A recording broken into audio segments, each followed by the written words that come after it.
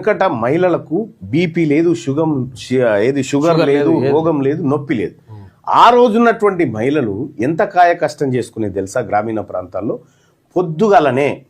పొద్దుగాల కోడి గూయక ముందుకి వెళ్ళేసి ఇల్లు వాకిలి పెండతో అలుక్కొని, సానిపిజ అల్లుకొని, ముగ్గేసుకొని, మొగురాల పొంట అలుక్కొని, మళ్ళా పొయ్యిలున్న బూడిదెత్తిపోసి పొయ్యి అలుక్కొని, నిప్పురా చేసుకొని, ఇన్ని నీళ్లు కాగబెట్టుకొని, ఆమె తానం చేసి, ఇంటిలో పొరగాలకు తానం చేయించి, మళ్ళా వాళ్ళు తయారయ్యే వరకల్లా ఇదే కట్టెల పొయ్యి మీద ఊదరగొట్టం పెట్టి ఊదుకుంటా వంట చేసి, పొరగాలకు సర్ది కట్టి, ఇంటి ఆయనకు సర్ది కట్టి, ఈమింత కట్టుకొని, మళ్ళా బాయి కాడికి పోయి, కూలికి నాలికి పోయి పని చేసుకొచ్చి, మళ్ళా సాయంత్రం వచ్చి, మళ్ళా పొయ్యిల బూడిద ఎత్తిపోసి, మళ్ళా వంట రాజేసి, మళ్ళా మంచి చెడు అంతా చూసుకొని పండుకునే వరకల్లా 11 అయ్యేది.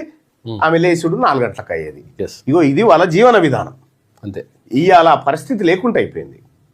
ఇవాళ నువ్వు పొయ్యి రాజేయాల్సిన పని లేదు. టిక్కుమంటే గ్యాస్ వెలుగుతుంది. కట్టెలు కొట్టుకు రావాల్సిన పని అంతకంటే లేదు. ఏది పొయ్యాలు కాల్సిన పని లేదు. సాన్పి చల్దామంటే కూడా పెండ కరువు అయిపోయింది. సాన్పి అసలు వాకిలే లేదు. ఈ రకంగా ప్రజల జీవన విధానంలో మార్పులు వచ్చిన తర్వాత ఇక మహిళల్లో కాదు అందరిలో కూడా బీపీలు వస్తాయి. ఇక ఊదాలంటే పొయ్యి కూడా అవసరం లేదు.